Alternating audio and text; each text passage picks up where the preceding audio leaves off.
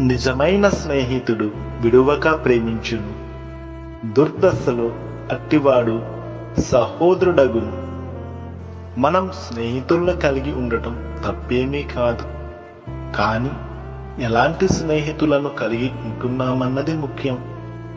వివేకంతో మనం స్నేహాన్ని కలిగి ఉండాలి. నిజమైన స్నేహితుని యొక్క లక్షణం ఏమిటి అంటే విడువక ప్రేమించే లక్షణం.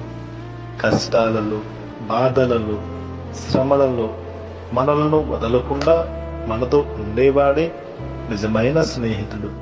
లోకంలో చాలా మంది స్నేహితులను చూస్తూ ఉంటాం.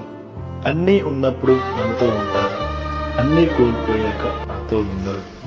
అయితే మనకు ఒక నిజమైన స్నేహితుడు ఉన్నాడు, ఆయనే ప్రభువైన క్రీస్తు. మంచి స్నేహితుడు మన కొరకు ప్రాణం పెడతాడు. మనం దుర్దశలో ఉన్నప్పుడు ఆయన మనతో ఉంటారు.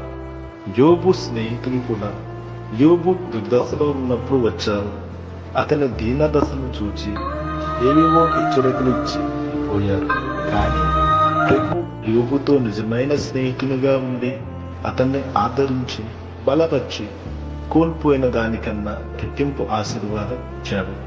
మనం కూడా నిజమైన స్నేహితుడిని విడిచిపెట్టకుండా ఆయనతో